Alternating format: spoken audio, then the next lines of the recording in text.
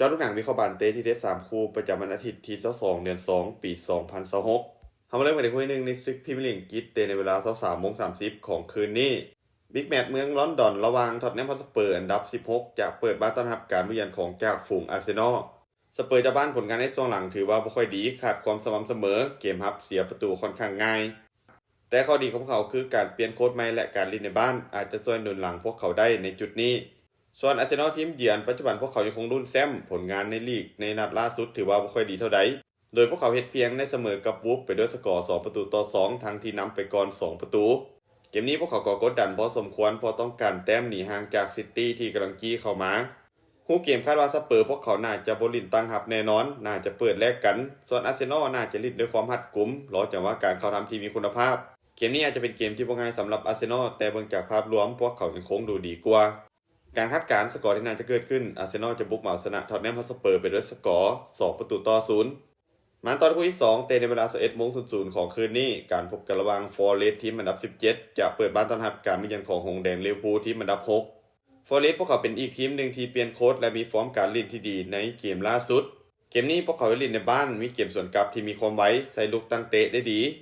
ส่วนลิเวอร์พูลมีฟอร์มการเล่นในช่วงหลังถือว่าดูดีขึ้นอย่างชัดเจนโดยสามารถเก็บชัยชนะได้เป็นส่วนใหญ่พวกเขาเป็นทีมที่มีจุดเด่นในการเพรสซิ่งสูงเกมบุกมีความหลากหลายตัวสำรองเปลี่ยนเกมได้ดี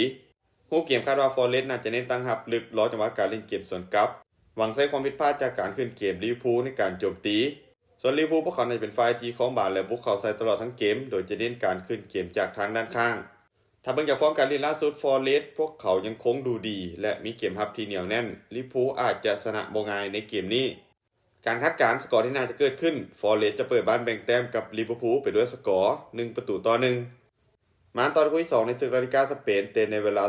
22:15 ของคืนนี้การพบกันระหว่างห้องจากฝูงบาร์เซโลนาจะเปิดบ้านต้อนรับการมาเยือนของอันดับ19เลวันเต้บาร์เซโลนามีฟอร์มการเล่นในช่วงหลังถือว่าดรอปลงโดยชนะ3แพ้2จาก5เกมหลังสุดทีมมีเกมบุกที่ค่อนข้างสม่ำเสมอยิงประตูได้ค่อนข้างต่อเนื่องจุดเด่นของทีมคือการคล้องบานสูงบุกเป็นสุดๆเกมริมเส้นบวกกับการแทงทะลุซองที่มีความอันตรายส่วนเลวันเต้ฟอร์มในช่วงหลังถือว่าบ่ค่อยดีแพ้หลายเกมความมั่นใจต่ำเกมรับเสียประตูง่ายโดยเฉพาะเวลาที่ถูกกดดันอย่างต่อเนื่องเกมนี้บาร์เซโลนาพวกเขาต้องการเก็บชัยชนะเพื่อเรียกความมั่นใจกลับคืนมาถ้าหากสามารถยิงประตูแรกคืนนำได้ไว้เกมจะไหลทันทีการคาดการณ์สกอร์ที่น่าจะเกิดขึ้นบาร์เซโลนาจะเปิดบ้านเอาชนะเลวันเต้ไปด้วยสกอร์3-0สุดท้ายนี้ถ้าทุกคนสนใจแนวทางดีๆแบบนี้อย่าลืมกดไลค์กดแชร์ออกไปเพื่อเป็นแนวทางเพิ่มเติมและใครที่สนใจอยากลงทุนสามารถกดลิงก์ทางหน้าช่องได้เลยเด้อ